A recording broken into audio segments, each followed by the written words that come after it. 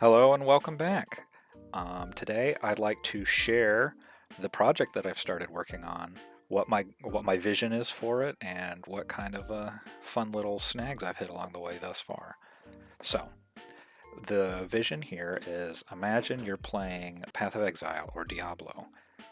You go out, you fight monsters, things getting a little too difficult, you need to power up, so you go back to town, you go to the blacksmith, you upgrade your stuff, you sell or salvage anything you don't need for materials, you change the modifiers on your gear to make yourself as strong as you can possibly be, and then you get out of there ASAP.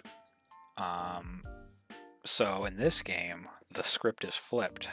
You're the blacksmith, and you have a whole bunch of adventurers coming to you, and they want you to do those things with their gear. But there's a lot of them, and they want to get out as soon as possible. They want quick service.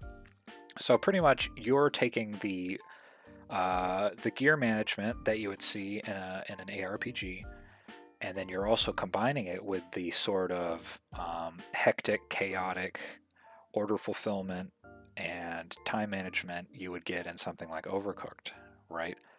So that's the vision we have here. Now, as for what is currently in the game, you'll see we have this. This is going to be in first person. The player is going to be the blacksmith behind the counter here, and we're also going to have, over time, we're going to have a lot of features here. There's a lot of different workbenches to do different things with gear with. Behind the counter is going to be the adventurers. That's what's depicted by that brown capsule back there. They're going to come up here and they're going to give us they're going to explain what their problem is, right? They're going to say, I went into the acid pit and I got killed by poison damage. And you're going to look at their gear and you're going to say, your poison resist isn't very good. I need to go fix that up real quick. Stuff like that. That's the kind of actions you'll be taking as the player.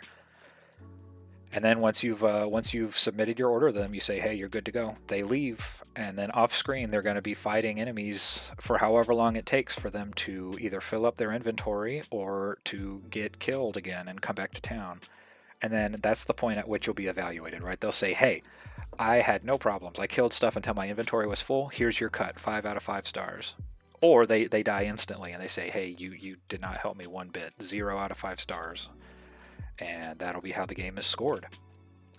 So, you will notice the enemy, which that was depicted by a red capsule, he disappeared, he died. Um, that's kind of just code I was messing with, right? In the actual game, I do not intend for adventurers to be fighting anything in town, right? Like, you give them their order, they just leave.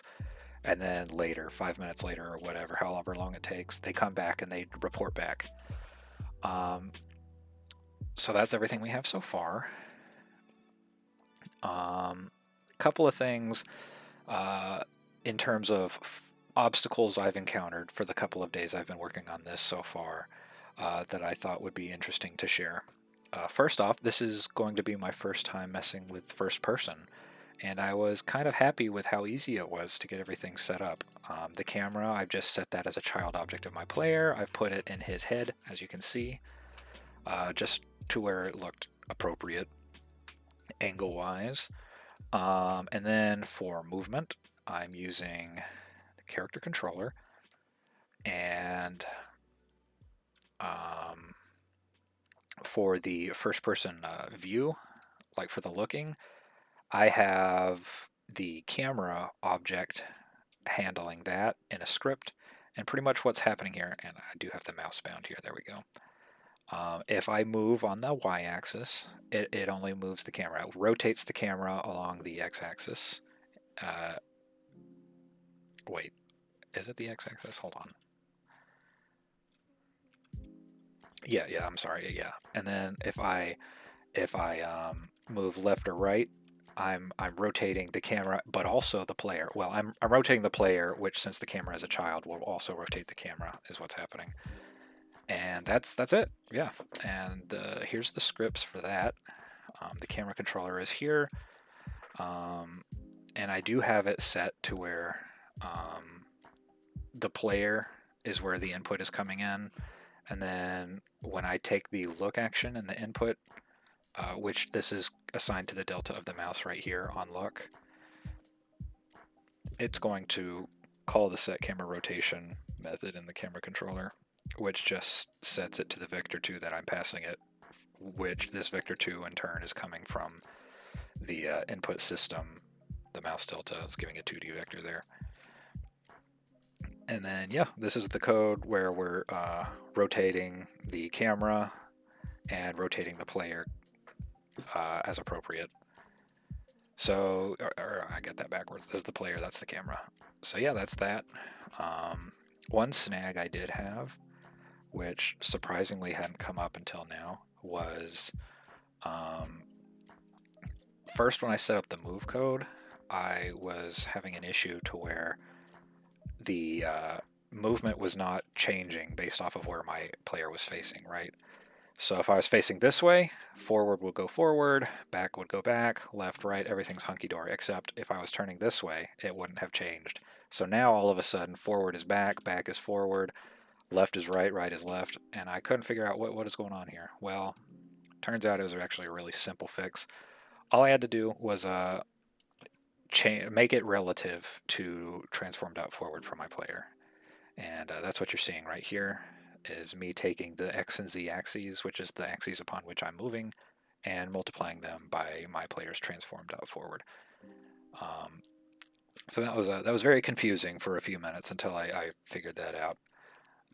Another funny quirk, and you'll notice I have apply gravity here, which, considering I'm only planning on moving on 2 axes to begin with, why is that here? Well, there was a quirk where, for reasons unknown at the time, I would approach this table, and then I would, if I approached it from the corner, I would like get up on top of it.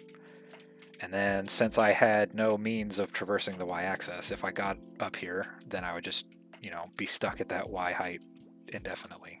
So I put in gravity as kind of like a temporary solution so that if I stepped on like a rock or something, I wouldn't just get stuck at that height. But then I thought, it's probably just happening from the step offset in my character controller. So I just set that step offset to 0. And that also solved the problem without needing code to check, transform for gravity every frame. But there's probably an even better way I could do this if I just set like a clamp on my y-axis. So that way, if I did want to have like a cobblestone situation down here, that wouldn't like mess things up. But for now, I'm just keeping the step offset at 0, and I'm keeping the gravity code in here. But if I ever want to save on cycles, and this is the situation I want to stick with, is just having the step offset at 0, I'll just stick with that. Outside of that, yeah, I think that's all the trouble I've had. Goals for my next, my next devlog I want to have accomplished by then. I want to have a better class structure here, right? Like the enemy and the adventurer, they don't need to be 2 classes. These can be inherited by an entity class because 90% of what they're doing is the same. I want components for the stuff that the adventurers are doing. I want a component for attacking. I want a component for taking damage. I want a component for dropping stuff. I want a component for having stats. And so I'm going to have that fleshed out, and I'm just going to have a different folder for all the components. So that way I'll have a lot more modular ability. I'd also like to have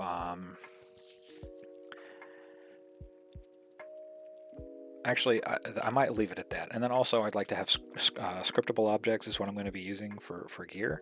And I want to have an initial implementation for that. Nothing fancy. I just want to have like 2 different weapons and 2 different pieces of armor, and the ability to swap those as appropriate. And then from that point, I'll go. Hopefully that'll be my 2 big projects for the next update. But yeah, I know this was a bit rambly, but that's what we've got so far, and that's the next things we want to get done. Thank you for watching, and I hope you have a good day.